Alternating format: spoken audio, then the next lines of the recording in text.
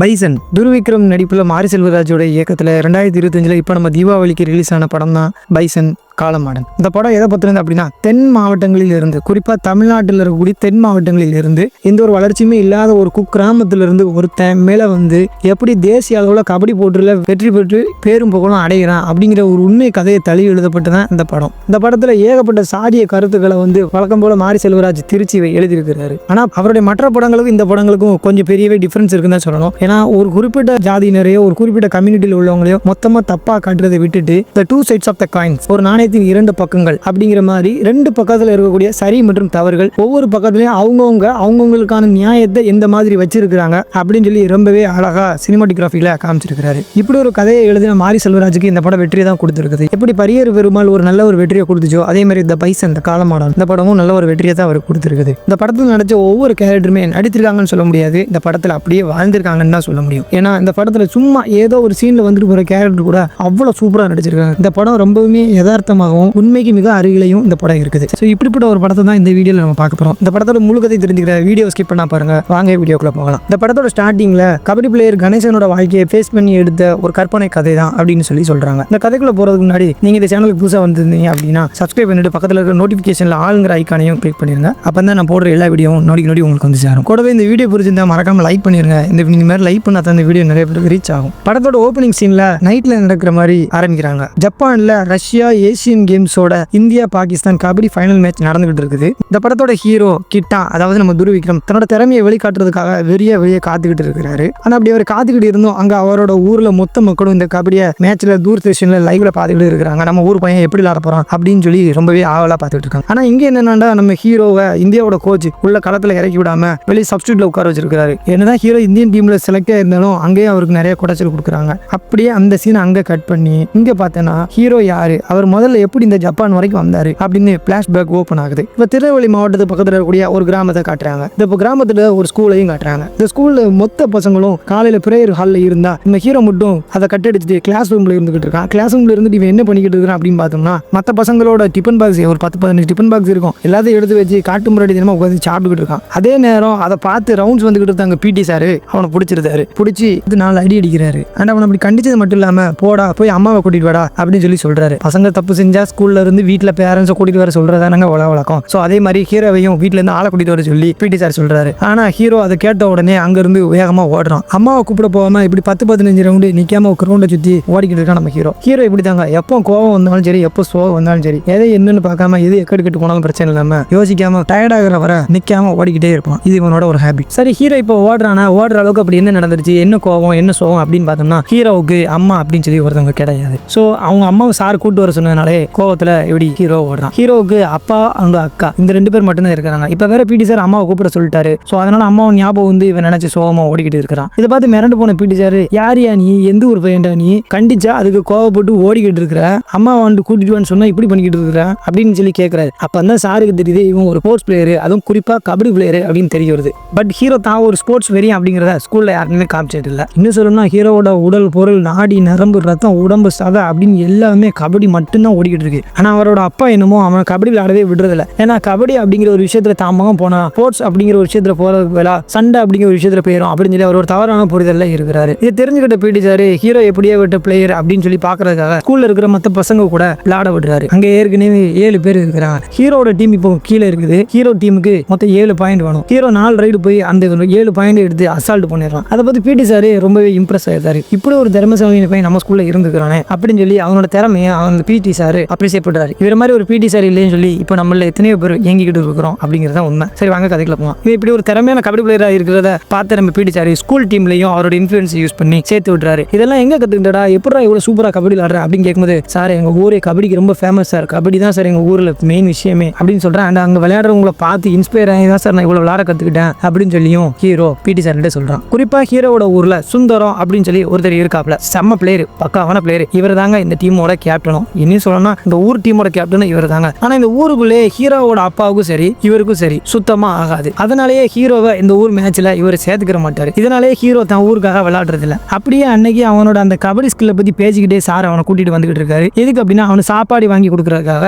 Sir ஒரு ஹோட்டலுக்கு கூட்டிட்டு வராரு. இப்படி 2 பேரும் கடைக்குள்ள வந்து உட்கார்றாங்க. ஏதாப்புல உட்கார்ந்து இருக்கவங்க யாருன்னா நம்ம சாரோட ஊர்க்காரங்க. முக்கியமான ஒரு விஷயத்த சொல்ல மறந்துட்டாங்க. நம்ம ஹீரோ வேற ஊர்க்காரன், நம்ம சார் வேற ஊர்க்காரன். இங்க நான் வேற ஊர்க்காரன் அப்படின்னு சொல்றது எதை வச்சு சொல்றேன் அப்படின்னா ஹீரோவோட ஊருக்கும் சாரோட ஊருக்கும் ஜாதிய ரீதியான தீண்டாமை இன்னும் கடைபிடிக்கப்படுதுங்க. ஆனா அப்படி என்னதான் இருந்தாலும் சார் அப்படி ஒரு எந்த ஒரு பார்வையுமே இல்லாத ஒரு நல்ல மனுஷர் தாங்க. அவருக்கு அந்த மாதிரி எந்த ஒரு கெட்ட எண்ணமும் இல்லை. சார் அந்த பையனை கூட்டிக்கிட்டு உள்ள கடைக்குள்ள சாப்பிட போகும்போது அங்க சாரோட ஊர்க்காரங்க இருக்காங்க. அப்ப சாரோட கண்ணுக்கு முன்னாலேயே சாரோட மூஞ்சிக்கு முன்னாலேயே இந்த பையனை பார்த்து என்ன ஆளுங்க அப்படின்னு சொல்லி அவங்க கேட்கறாங்க. அதுல பிடி சார் கடுப்பாயி ஏன்டா நீங்களா மனுஷனா என்னடா சொத்தை திங்கீங்களா வேற எதுவும் திங்கிறீங்களாடா, இவன் என்னோட ஸ்டூடெண்ட், ஒரு பிளேயரா பாருங்க, ஒரு ஸ்டூடெண்ட் பாருங்கடா அப்படின்னு அவங்கள பயங்கரமா திட்டி விட்டாரு. அப்பதாங்க கரெக்டா டைம்ல நம்ம அமீரோட என்ட்ரி. அமீர் இந்த இடத்துல பாண்டியராஜன் அப்படிங்கிற ஒரு கேரக்டரை ப்ளே பண்ணியிருக்காரு. இவர் வந்து குறிப்பா சொல்லணும் அப்படின்னா நம்ம ஹீரோவோட ஊர்ல இருக்கக்கூடிய மக்களுக்கான ஒரு தலைவர் அப்படின்னு சொல்லலாம். தலைவர் அப்படின்னா ஒரு ரவுடிசம் பண்ணக்கூடிய ஒரு தலைவர் அப்படின்னு சொல்லலாம். இவரோட பேரும் பாண்டியராஜன். அமீர் கேரக்டர் இப்ப ஏன் இந்த ஹோட்டலுக்கு வந்திருக்காங்க அப்படின்னா அந்த நம்ம ஹீரோவை என்ன ஆளுங்கன்னு சொல்லி கேட்டாங்க தெரியுமா ஒரு சில தற்கொலைங்க, அவங்கள போடுறதுக்கு தான் அமீர் வந்திருக்கிறாப்புல. இவ்வளவு நேரம் நம்ம ஹீரோவை இவன்லாம் எந்த ஆளு அப்படின்னு சொல்லி இலக்காரமா கட்டிக்கிட்டு இருந்தாங்க. அவர் அருவாலை எடுத்துட்டு என்ட்ரி கொடுத்த உடனே அமீரை பார்த்து அப்படியே நடுங்கி போயிடுறாங்க. பாண்டியராஜ் அவங்க 2 பேரையும் கதற வெட்டி கொன்னுறாரு. செத்தவங்க யாருன்னா கந்தசாமி அப்படிங்கிற ஒருத்தருடைய ஆளுங்க. கந்தசாமி அப்படிங்கிறவர் யாருன்னா நம்ம பிடி சாரோட ஊருக்கு ஒரு பெரிய கெட்டுங்க. எப்படி அமீர் நம்ம ஹீரோவோட ஊருக்கான தலைவரோ அதே மாதிரி அந்த ஊருக்கான தலைவரா தான் அங்க கந்தசாமி அப்படின்னு சொல்லி ஒருத்தர் இருக்காரு. இந்த கந்தசாமியோட ஆளுங்களை தான் இப்போ பாண்டியராஜ் கொலை பண்ணிருக்கிறாரு. இந்த கந்தசாமியும் அண்ணாச்சி அப்படின்னு சொல்லி ஊர்ல சொல்றாங்க. ஏன்னா இவர் ஊர்ல கொஞ்சம் பெரிய ஆளு. அது மட்டும் இல்லாம இந்த கந்தசாமி சொல்றதா அவங்க ஊர்ல சட்டம். முதல்ல இவங்களை எதிர்த்து குரல் கொடுத்தது இந்த பாண்டி தான். ஊர்ல மக்களுக்கு ஏதாவது ஒரு பிரச்சனை அப்படின்னா பாண்டி தான் முதல் ஆளா வந்து நிப்பாப்ல நம்ம ஹீரோவோட ஊர்ல. இப்படி இந்த 2 பக்கத்துலயும் அவங்களுக்கான ஒரு தலைவர்கள் அப்படி உருவாகிட்டு வரும்போது கந்தசாமியோட தம்பி பண்ற அராஜகத்தை பிடிக்காத நம்ம அமீர் ஒரு கட்டத்துல கந்தசாமியோட தம்பிய கொன்னுறாரு. அப்படி கொன்னதுல இருந்து 2 பேருக்கான ரைவல்ட்ரி, 2 பேருக்கான அந்த பகை வளருது தொடங்குது. அதுல 2 பேருக்கும் பயங்கரமா முட்டிக்குது. இந்த மாதிரி போயிருக்கு. ஏற்கனவே இருந்த பிரச்சனை இன்னும் முத்தி போயிருச்சு. தம்பியை போட்டதுல இருந்து இவங்க ஆளுங்க அவங்கள கொல்றதும் அவங்க ஆளுங்க இவங்கள கொல்றதுன்னு டெய்லி ஒரு கலவரமாவே தான் அங்க வாழ்வியல் போய்கிட்டு இருக்குது. அப்படி ஒரு இன்சிடென்ட்னால தான் இங்க பாண்டி அண்ணாச்சியோட ஆளை போட்டு தள்ளிட்டாரு. அதனால ஜெயிலுக்கும் போயிடுறாரு. சோ இதை பார்த்து தாங்க ஹீரோவோட அப்பா தான் பையனை கபடி விளையாட விடகானா அப்படின்னு சொல்லி நினைக்கிறாரு. இப்படி கபடி விளையாட்டுல ஆரம்பிச்சு கலவரத்துல போய் முடியும் அப்படிங்கிறதா ஹீரோவோட அப்பாவோட நம்பிக்கை. அதனால அப்பா இவனை கபடி விளையாட விடுறதே இல்லை. ஆனா பிடி சார் ஹீரோவோட அப்பா கிட்ட போராடி எக்ஸ்பிளைன் பண்ணி அவருக்கு எவ்வளவோ புரிய வைக்கிறாரு. விளையாட்டு அப்படிங்கிறது நீங்க தப்பா பார்க்காதீங்க. இன்னைக்கு அவன் ஸ்போர்ட்ஸ்ல ஆண்டு வெளியே போய் நல்லா ஆயிட்டாமா இந்த பிரச்சனைகளுக்கு அவன் மொத்தமா வெளியே வந்துருவான், அந்த ஊரே மாறிடும் அப்படின்னு சொல்லி அவருக்கு வந்து நல்ல ஒரு புத்திமதியை சொல்றாரு. அவர் என்னதான் எக்ஸ்பிளைன் பண்ணாலும் பையனுக்கு ஏதாவது ஆயிரும் அப்படின்னு சொல்லி அப்பா ரொம்பவே பயப்படுறாரு. இருந்தாலும் பிடி சார் அடுத்த ஜென்ரேஷன் தாங்க மேல வரணும், அப்படி மேல வந்தா தாங்க எல்லாமே மாறும் அப்படின்னு சொல்லி அப்பாவுக்கு புரிய வைக்கிறாரு. இன்னும் சொல்ல போனா ஹீரோ பாண்டியோட ஊரு, பிடி சார் அண்ணாச்சியோட ஊரு வேற வேற ஊருக்காரனா இருந்தாலுமே அவங்க 2 ஊருக்கு இடையில ஜாதிய ரீதியான தீண்டாமையும் வெறுப்பும் வேற்றுமையும் இருந்தாலுமே சார் வந்து அதையெல்லாம் மனசுல வைக்காம ஒரு பிளேயரா ஒரு ஸ்டூடெண்டா அவன் நல்லா இருக்கணும், அவன் முன்னேறணும் அப்படின்னு சொல்லி ரொம்பவே ஒரு உயரிய நோக்கத்துல தான் சார் பேசுறாரு. இதைத்தான் நான் ஆல்ரெடி இந்த படத்தோட ஸ்டார்டிங்கே சொன்னேன். 2 sides of the coins, ஒரு நாணயத்தின் 2 பக்கங்களையும் இந்த படத்துல அழகா காமிச்சிருக்காங்க. ஒரு சமூகத்தை மட்டுமே தாழ்த்தி பேசாம 2 சமூகத்தில் இருக்கக்கூடிய ஏற்றத்தாழ்வுகளையும் சரியையும் தவறையும் நல்லதையும் கெட்டதையும் இவங்க இந்த மாதிரி அழகா போர்ட்ரேட் பண்ணியிருக்காங்க அப்படின்னு சொல்லி தான் நான் சொன்னேன். சரி வாங்க கதைக்குள்ள போவோம். சோ இதே மாதிரி பிடி சார் சப்போர்ட் பண்றாங்க. அதனால அப்பாவுக்கு என்ன பண்றதுன்னு தெரியல. அது மட்டும் இல்லாம அக்கா ஹீரோவோட அக்கா இருக்கிறாங்களே அவங்களும் ஹீரோவுக்கு சப்போர்ட் பண்றாங்க. சோ இதனால வேற வழி இல்ல, ஹீரோவை விளையாடவே விட்டுரும் அப்படின்னு சொல்லி அப்போ முடிவு பண்ணி ஹீரோவை விளையாடுறதுக்கு பெர்மிஷன் கொடுத்தாரு. சரின்னு ஹீரோவும் ரெகுலரா பிராக்டிஸ் பண்ண ஆரம்பிக்கிறான். பிடி சார் அவனுக்கு பயங்கரமா சப்போர்ட் பண்றாரு, பயங்கரமா ட்ரைனிங் கொடுக்குறாரு. இப்படி எல்லாமே நல்லா போய்கிட்டு இருக்கும்போது ஒரு நாள் ஹீரோ அவனோட அப்பா அக்கா 3 பேரும் அவங்க ஆட்டுக்கடாவை பஸ்ல ஏத்திக்கிட்டு மார்க்கெட்டுக்கு போய்கிட்டு இருக்காங்க. ஆடு அப்படிங்கிற விஷயம் இவங்களுக்கு ரொம்பவே பிடிச்ச விஷயம். இவங்களோட ஆட்டுக்கடாவை ஏத்திக்கிட்டு இந்த மாதிரி போய்கிட்டு இருக்காங்க. இவங்களோட ஆடு பஸ்ல அவங்க பக்கத்துல இருந்த ஒருத்தர் மேல தெரியாதனமா மூச்சா போயிடுது. அந்த ஆளு இதை பார்த்து காண்டாகி ஆட்டை உதைக்கிறாரு. இப்படி உதச்ச உடனே ஹீரோவோட அப்பாவுக்கும் அவனுக்கும் வாக்குவாதம் ஆகுது. அப்படி வாயால பேசிக்கிட்டு இருக்கும்போது வாய் கிளப்பு கை சண்டையா மாறுது. நம்ம ஹீரோவோட அப்பா மேல கையை வைக்க ஹீரோவுக்கு கொலை வெறியாகி மண்டைக்கு ஏறி அவ்வளவுதாங்க பஸ்லயே அவனை போட்டு புழக்க ஆரம்பிச்சிருந்தா நம்ம ஹீரோ. உடனே அவங்க ஆளுங்க எல்லாம் அங்க வந்து ஹீரோ அடிக்கிறாங்க. அந்த கேப்ல இந்த ஆளு ஆட்டை அறுத்து கொன்னு பஸ்ல இருந்து வெளியே வீசி எரிஞ்சுதான் ரத்தம் தெரிக்குது. அதுல ஹீரோ இன்னும் கொலை வெறியாகி ஹீரோவோட ஆட்டை கொன்னவனையும் அவன் கூட இருந்தவனையும் எல்லாருமே வெளுத்து வாங்கி துரத்தி அடிக்கிறான். ஆட்டை கொண்டவன் என் மேல கை வச்சுட்டீல உன்னை என்ன பண்றான் பாரு, குத்தி கிழிக்கிறா அப்படின்னு சொல்லி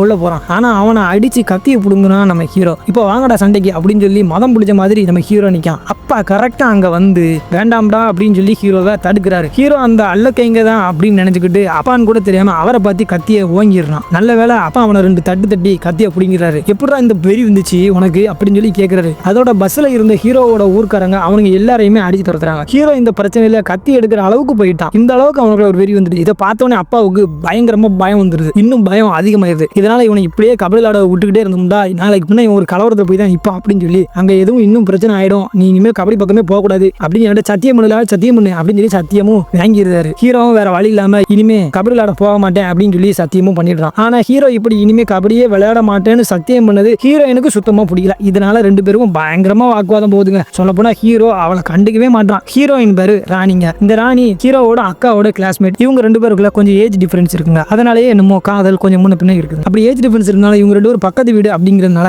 ஹீரோவுக்கு ரொம்பவே நெருக்கம். சின்ன வயசுல இருந்தே ஒருத்தர் ரொம்பவே பிடிக்கும். இருந்தாலும் அவங்க ரெண்டு பேருக்குள்ள இருக்கிற ஏஜ் டிஃபரன்ஸ்னால ஹீரோ கொஞ்சம் டிஸ்டன்ஸ் விட்டே இருக்கிறான். இது எல்லாத்துக்கும் மேல இங்க சுந்தரன் ஒரு பிளேயர் இருக்கிற இந்த ஊரோட கேப்டனும் அவர் தான் சொன்னமே, அவரோட தங்கச்சி தான் இந்த ராணிங்க.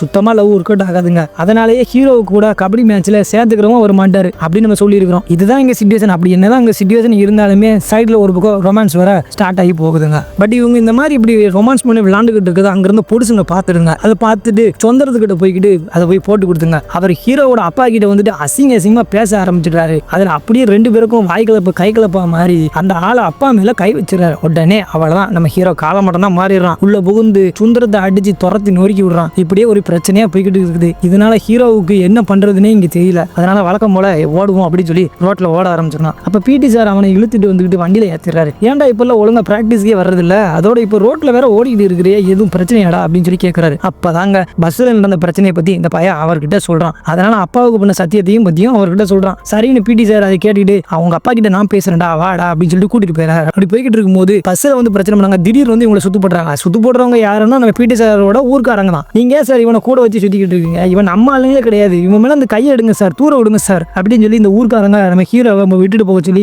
பிடி சார் கிட்ட சொல்றாங்க. இப்படி சொல்லிட்டு ஹீரோவை அவங்க அடிக்க போக சார் அவங்க ஊர்க்காரங்க சண்டையெல்லாம் வேணாம்டா அப்படின்னு சொல்லி தடுக்காரு. சார் சொல்றத கூட கேட்காம ஹீரோவுக்கு சப்போர்ட் பண்றதுனால அந்த சாரே அடிச்சிடறாங்க. அதுல ஹீரோவுக்கு மண்டைக்கு மறுபடியும் வெறிய ஆகிடுதுங்க. வந்தவங்க எல்லாரையும் போட்டு முரட்டத்தனமா காலமட்டனா மாதிரி புழக்க ஆரம்பிச்சிடுறான். 4 பேர் வந்தும் ஹீரோவை சமாளிக்கவே முடியல. ஹீரோ ஒரு வெறி கொண்ட வேங்கைங்க. ஹீரோ நீங்க ஒருத்தனை விடாம எல்லாரையும் போட்டு புழக்கிறாங்க. என்னதான் பிடி சார் ஆப்பனண்ட் ஊர்க்காரராகவே இருந்தாலும் ஹீரோவை விட்டு கூட இருக்கிறதா இல்லைங்க. நல்ல மனுஷன். இப்படியும் சில நல்லவங்களும் அந்த சைடும் இருக்கிறாங்க. பிடி சார் ஹீரோவோட அப்பா கிட்ட வந்துகிட்டு இவனை ஊர் லெவலில் நடக்கக்கூடிய டீம்ல சேர்க்கறதுக்கான பெர்மிஷன் கேட்கிறாரு. இது ஏதாவது பிரச்சனையில தான் போய் முடியும்னு சொல்லி அப்பாவும் சொல்றாரு. அதனால அவர் முடியாது அப்படின்னு சொல்லி ஒத்த கல்ல நிக்கிறாருங்க. இருந்தாலும் நீங்க உங்க பையன் விளையாடுறத ஒரு தடவை நீங்க பார்த்துட்டு நீங்க முடிவு பண்ணுங்க, அதுக்கப்புறம் நீங்க சொன்னா நான் கேட்கிறேன் அப்படின்னு சொல்லி பிடி சார் அவரை கன்வின்ஸ் பண்ணி சமாதானப்படுத்தி ஒத்துக்கிற வைக்கிறாரு. அப்பாவும் நல்லா யோசிச்சு பார்த்துட்டு புள்ள ஒரு நல்ல நிலைமைக்கு வந்தா சரிதான் அப்படின்னு சொல்லி சம்மதிக்கிறாரு. இங்க வந்து ஒரு மேட்ச்ல ஹீரோவோட பேரை கொடுத்தா அவங்க ஊர்க்காரங்களே ஹீரோவோட பேரை எடுத்துக்கிற மாதிரி இருக்கிறாங்க. ஏன்னு பார்த்தா சுந்தரம் தான் அந்த ஊரோட கேப்டன்.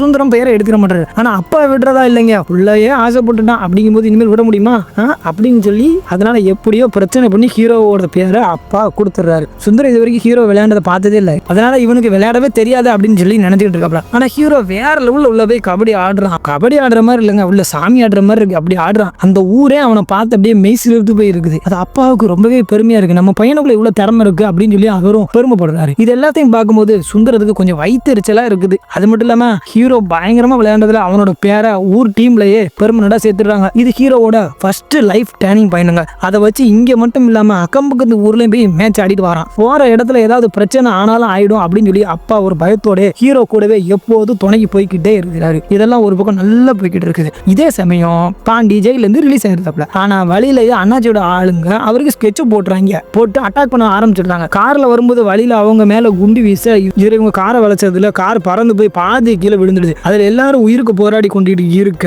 திரும்ப அந்த கார்ல குண்டை போட்டு எல்லாரோட சோழியையும் முடிச்சுட்டாங்க. இந்த விஷயம் பாண்டியோட ஊர்க்காரங்க தெரிய வர ஊர் முழுக்க ஒரே கலவரம் வெடிச்சு நொறுக்குதுங்க. இங்க இருந்து கலவரத்துல மாட்டிக்கிறோம் அப்படின்னு சொல்லி அப்பா தன்னோட மகனை கூட்டிக்கிட்டு போய்கிட்டு இருக்காரு. அப்படி போய்கிட்டு இருக்க வழியில அன்னைக்கு பஸ்ல பிரச்சனை பண்ண அல்லக்கைங்களும் இவங்களை மறுபடியும் வந்து பிளாக் பண்றாங்க. இவனுங்க வேற 7 பேருக்கு மேல இருக்கானோ தடியனுங்க. அப்பா பிரச்சனை எதுவும் வேணாம்ப்பா அப்படின்னு சொல்லி தடுக்க பாக்குறாரு. அவங்களை தடுக்க பார்த்தும் அவனுங்க அப்பா மேலேயும் மறுபடியும் கை வச்சிருக்காங்க. அவ்வளவுதான் முடிஞ்சு. ஹீரோ மறுபடியும் காலமுடன் ஆயிருந்தான். ஹீரோ முன்னாடி எப்படி அப்பா மேல கை வச்ச உடனே அடிச்சு நொறுக்குனா அதே மாதிரி இப்பவும் போட்டு அடிச்சு நொறுக்க ஆரம்பிச்சுதான். ஒருத்தர் கூட சமாளிக்க முடியல. சரியான காட்டான மாதிரி தான். சூழ்நிலை புரிஞ்சுட்டு அப்பாவும் பையன் கூட நிக்கிறாரு. இப்ப 2 பேரும் சேர்ந்து அவங்கள புலந்து எடுக்கிறாங்க. ஆனா அவங்க ஆள் ரொம்ப அதிகமா இருக்கிறதுனால இவங்க ஒரு அளவுக்கு மேல சமாளிக்க முடியல. ஒரு கட்டத்துக்கு மேல முடியாம போய் அப்படியே லாக் ஆகி நிக்கிறாங்க. ஹீரோவோட கை கால் எல்லாத்தையும் வேற அவங்க பிடிச்சி லாக் பண்ணி நிக்கிறாங்க. அதனால ஹீரோவோட அசைய கூட முடியல. அப்போன்னு பார்த்து ஹீரோவோட ஊர்க்காரங்க வர்ற மாதிரி சக்கம் இருக்குது. உடனே டக்குன்னு என்ன பண்ணுது ஏது பண்ணுது அப்படி எதுவுமே தெரியாம ஹீரோவோட கையை உடஞ்சிட்டு அங்கே இருந்துட்டு எஸ்கேப் ஆகி போயிடுறாங்க. அவ்வளோதாங்க, ஹீரோ கை உடஞ்சிருச்சுங்க. ஹீரோ இனிமேல் எப்படி கபடி விளையாடணும் அவனுக்கே தெரியலாங்க. அதை நினைச்சு அவன் கதறி அப்படியே கத்த ஆரம்பிச்சது. அப்படியே அந்த சீன்ல இருந்து கட் பண்ணா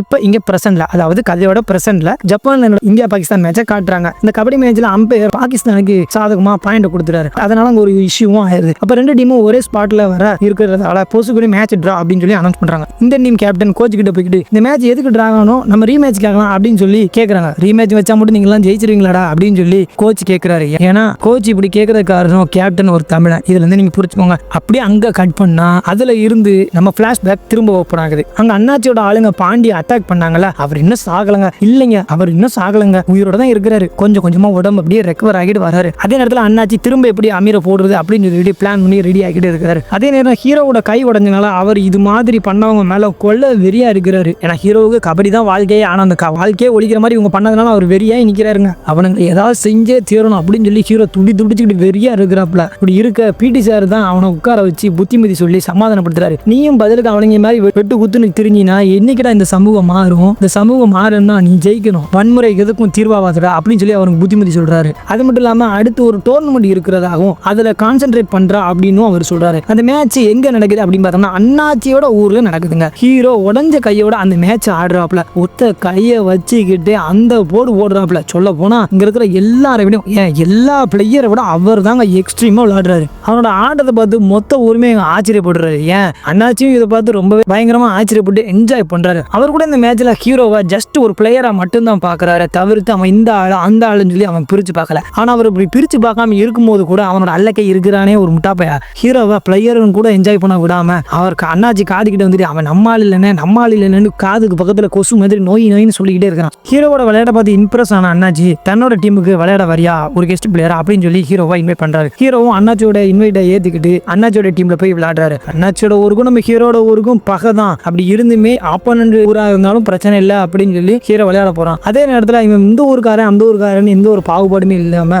ஒரு கபடி பிளேயரா ஒரு ஸ்போர்ட்ஸ் மேனா பார்த்து தன்னோட டீமுக்கு இன்வைட் பண்ணியிருக்கிறாரு அண்ணாச்சி இப்படி அவன் மேல ஒரு நல்ல ஒரு அபிப்பிராயத்தில் தான் இருக்கிறாரு. பட் அண்ணாச்சி வெளியூர்காரனா தான் டீமுக்குள்ள இறக்கி விட்டு அழகு பார்க்கறத அவங்க ஊருக்காரங்களுக்கே இன்னும் சொல்லணும் அவங்க கம்யூனிட்டியில் உள்ளவங்களுக்கு அது ரொம்ப சுத்தமா பிடிக்கல. ஆனாலும் அண்ணாச்சி அவங்களை எல்லாரும் கண்டுக்கிறாம ஹீரோட விளையாட்டுக்கு ரொம்பவே மதிப்பு கொடுக்குறாரு. ஒரு நாள் பாண்டி அண்ணாச்சியை போட்டு ஸ்கெட்சை போட்டு உள்ள பாம போட அங்க இருந்து அவங்க தப்பிச்சு போயிடுறாங்க. ஸோ இந்த இன்சிடென்ட்க்கு அப்புறம் அது பண்ணதுக்கு நம்ம ஹீரோ தான் காரணம், ஹீரோ தான் துரோகி அப்படிங்கிற மாதிரி பார்த்தாங்க. இதை பார்த்து ஹீரோ ரொம்பவே வருத்தப்பட்டு போயிடும். நம்ம என்னதான் நல்ல விதமா இருந்தாலும் இவங்க நம்ம தப்பா தான் பாக்குறாங்க அப்படின்னு நினைச்சு வருத்தப்படுறான். ஆனா எல்லாரும் அப்படி பார்த்தாலும் அண்ணாச்சி மட்டும் அவனை அப்படி பார்க்கல. அவனை விட்டு கொடுக்காம பேசுறாரு. எனக்கு இந்த மாதிரி இருக்கணும்னு ஆசையும் இல்லடா, ஆனா என்னோட அந்தஸ்தை தக்க வச்சுக்கிறதுக்காக நான் சில விஷயத்தை பண்ண வேண்டி இருக்குது. அதுல சில நேரம் இந்த மாதிரி ஆகிடுது, அதை தவிர்க்கவும் முடியாது. சில விஷயங்களை நானே நினைச்சாலும் மாற்ற முடியாதுப்பா. இந்த பிரச்சனைலாம் நீ நினைச்சுக்கிட்டு நீ கபடி விளையாடதை விட்டுறாதப்பா. எனக்கு தெரிஞ்ச ஒரு கிளப் இருக்குது, அங்க உன்னை சேர்த்து விடுறேன், அங்க போய் ஜாயின் பண்ணு, நீ நல்லா வருவ, எங்கேயாவது போய் பெருசா ஜெயிச்சிடுறா, அதே எனக்கு போதும்டா அப்படின்னு சொல்லி அண்ணாச்சி ஹீரோவை வழி அனுப்பி வைக்கிறாருங்க. அண்ணாச்சி இவ்வளவு சொல்றதாலேயே ஹீரோ அவர் சொன்ன மாதிரியே பெரிய கிளப்ல ஜாயின் பண்றாரு. அங்க அவரோட ஃபுல் எஃபர்ட்டை போட்டு கெத்த மாதிரி அதுல இருந்து அவருக்கு நல்ல ரெகக்னிஷன் கிடைக்குது. அடுத்து வர எல்லா மேட்ச்லயுமே அவர் நல்லா ப்ளே பண்ணி ஸ்டேட் லெவல் மேட்சுக்கு தன்னை ப்ரூவ் பண்றதுக்காக பல பிராக்டிஸ் பண்ணிட்டு இருக்கிறாரு. அப்படி பிராக்டிஸ் பண்ணியுமே ஒண்ணுமே வேலைக்காக மாட்டேங்குது. அவரை டீம்லயும் செலக்ட் பண்ண மாட்டேங்காங்க. அவ்வளவுதான், இதுக்கு மேல அங்க இருந்து என்ன பண்றது, நேஷனல் டீம்ல நம்ம செலக்ட் ஆக முடியல அப்படின்னு சொல்லி வருத்தப்பட்டு இருக்காரு நம்ம ஹீரோ. இது எதையுமே அங்க சொல்லாம அங்க இருந்து அவர் கிளம்பிடுறாரு. அங்க இருந்து அவர் அப்படி நினைச்சுக்கிட்டு அப்பாட்ட சொல்லி வருத்தப்பட்டுக்கிட்டு இந்த மாதிரி நேஷனல் டீம் செலக்ட் ஆகாத வருத்தத்தை நினைச்சுக்கிட்டு ஹீரோ ஊருக்கு ரிட்டர்ன் ஆனாரு. ஆனா ஹீரோ ரிட்டர்ன் ஆகிற நேரம் பார்த்து பாண்டியை வேற போட்டு தள்ளிடுறாங்க. பாண்டி செத்து போனதுனால அந்த இடத்துல கலவரம் வேற நடந்துகிட்டு இருக்குது. அது தெரியாம அங்க இருந்து ஊருக்கு வந்துடுறாரு நம்ம ஹீரோ. நேஷனல் டீம்ல கரெக்டா கமிட்டி தலைவர் இருந்துகிட்டு கால் வருது, எப்படியோ மேல பேசி போராடி உன் பேரை சேர்த்துட்டேன்பா அப்படின்னு சொல்லி சொல்றாரு. எப்போ ஹீரோ ஊருக்கு வந்ததுக்கு அப்புறம் சொல்றாரு, இந்த மாதிரி நான் பேசி உன்னைய சேர்த்துட்டேன்பா அப்படின்னு சொல்றாரு. அதை பார்த்து நம்ம ஹீரோவோட அப்பா எதுவுமே பேச முடியாம வாயடிச்சு போய் நிற்கிறாரு. அது மட்டும் இல்லாம உடனே கிளம்பி சென்னைக்கு வரணும், ஜப்பான்ல நடக்கிற ஏசியா கேமுக்கும் நாளைக்கு கிளம்பணும் அப்படின்னு சொல்லி சொல்லிடுறாங்க. ஆனா இங்கதான் ஒரே கலவரமா வேற இருக்குது.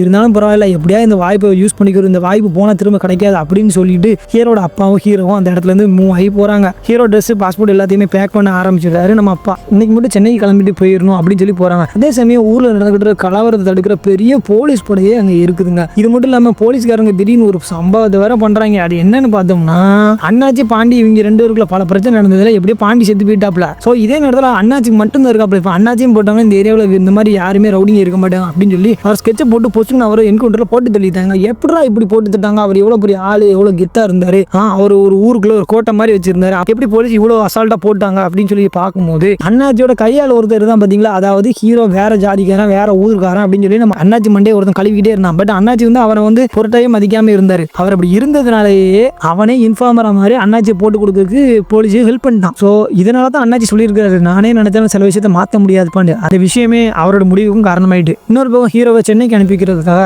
அப்பா ஊர்ல இருந்து யாருக்கும் தெரியாம அப்படியே அமுக்கமா போய்கிட்டு இருக்காரு. எதுக்கும் சேஃப்டிக்கு இருக்கட்டும் அப்படின்னு சொல்லி ஒரு கத்தி எடுத்து இடுப்புல சொறி வச்சிருக்காரு. மெதுவா 2 பேரும் வயக்காட்டு வழியா ஓரமா போய்கிட்டு இருக்குல்ல, அங்க இடத்துல போலீஸ்காரங்க வந்துக்கிட்டு இவங்களை ஸ்டாப் பண்ணி எங்க வரீங்க ஏது போறீங்க ஊருக்குள்ள கலவரமா இருக்குன்னு சொல்லி செக் பண்ணாங்க. அப்படி செக் பண்ணும்போது ஹீரோட அப்பா வயத்துக்குள்ள இந்த மாதிரி ஒரு குருவாள் மாதிரி ஒரு கத்தி வச்சிருக்காரு. இதை பார்த்துட்டு இவங்க 2 பேரும் சந்தேகத்தின் அடிப்படையில் அந்த இடத்துல ஸ்டாப் பண்ணி வைக்கிறாங்க. ஐயா இந்த மாதிரி என் பையன் வந்து ஸ்போர்ட்ஸ் பிளேயர் கபடி பிளேயர், அவன் மேட்சுக்கு போகணும், இந்தியா லெவல் மேட்ச் போகணும் ஐயா, நான் ஒரு சேஃப்டிக்காக தான் ஏச்சேன், நாங்கள் கொலை பண்றவங்க இல்லையா அப்படின்னு சொல்லி ஹீரோட அப்பா எவ்வளவோ சொல்றாரு. ஆனா போலீஸ் அதை நம்புற மாதிரி இல்ல. விளையாட போறவங்களுக்கு எதுக்குடா கத்தி, யாருக்கிட்ட போய் சொல்றீங்க அந்த மாதிரி ஹீரோட அப்பா சொல்றதை போலீஸ் நம்பவே இல்லை. அப்படி இருக்கும்போது அந்த இடத்துல போலீஸ் இப்படி அங்கிருந்து ஒரு ஏட்டையா இந்த பையன் எனக்கு தெரியும், இந்த பையன் நல்லா கபடி விளையாடுவான், இவன் ஸ்டேட் லெவல் மேட்ச்ல நான் பார்த்துருக்கேன், ஸ்டேட் லெவல் மேட்ச்சுக்கு காம்படிஷன்ல இவனை பார்த்துருக்கேன் அப்படின்னு சொல்லி ஒரு போலீஸ்காரர் சொல்றாரு. அப்படி சொன்னதுக்கு அப்புறம் தாங்க அவங்க ஒரு பெருமூச்சே வருது. சேம் டைம் ஒரு போலீஸ்காரர் தன்னை வந்து இந்த மாதிரி அப்ரிசியேட் பண்றாரு, தன்னோட விளையாட்டை இந்த மாதிரி பாராட்டுறாரு அப்படின்னு நினைச்சு ஹீரோவும் ரொம்பவே சந்தோஷப்படுறான். ஸோ அதனாலே இப்போ போலீஸ்காரங்களே ஹீரோவை வழி அனுப்பி வைக்கிறாங்க, போய் விளையாண்டு வாப்பா சாதிச்சுட்டு வாப்பா அப்படின்னு சொல்லி அனுப்பி வைக்கிறாங்க. இப்படியே அங்கே கட் பண்ணா இப்போ பிரசன்ட்ல ஜப்பானை கட்டுறாங்க. அங்கேருந்து ஹீரோ இப்போ வந்துட்டான். இப்போ இந்தியா பாகிஸ்தான் மேட்சோட ஃபைனல் மேட்ச் நடந்துகிட்டு இருக்குங்க.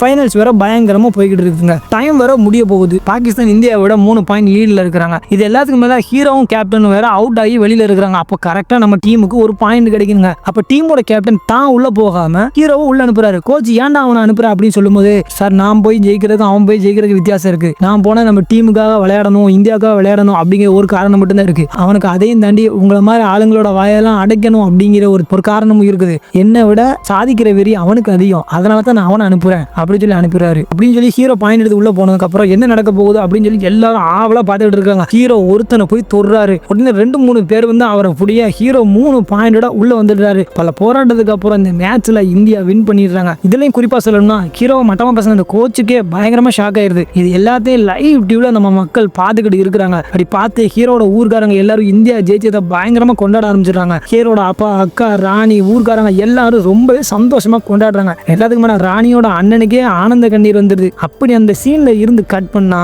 ஹீரோ இப்போ அர்ஜுனா அவார்டு வேற கொடுக்குறாங்க. அதை பார்த்து அப்பா ரொம்பவே பெருமைப்பட்டு ஆனந்த கண்ணீர் வேற விடுறாரு. ஸோ இந்த மாதிரி சமூக பிரச்சனைகளை மாட்டிக்கிட்டு தவிக்கிறத விட்டுட்டு அந்த சமூக பிரச்சனையிலிருந்து மீண்டும் வெளியே வந்து இந்திய அளவில் போய் நம்ம ஹீரோ சாதிச்சிட்டான். இப்படி எல்லா விதமான கருத்துக்களை ஒன்று சேர்த்து இந்த படம் ஒரு மிக்சர் காம்போவா தீபாவளிக்கு ரிலீஸ் ஆயிருக்கு. இந்த படத்தோட முழு எக்ஸ்பீரியன்ஸ் நீங்க பார்க்கணும்னா மறக்காம படத்தை நேரில் போய் பாருங்க. அண்ட் இதோட இந்த வீடியோவும் முடியுது. இந்த வீடியோ பிடிச்சா லைக் பண்ணுங்க, மறக்காம நம்ம சேனலை சப்ஸ்கிரைப் பண்ணிட்டு பக்கத்தில் இருக்க பெல் ஐக்கான ஆளுங்க ஆப்ஷனை கிளிக் பண்ணிக்கோங்க.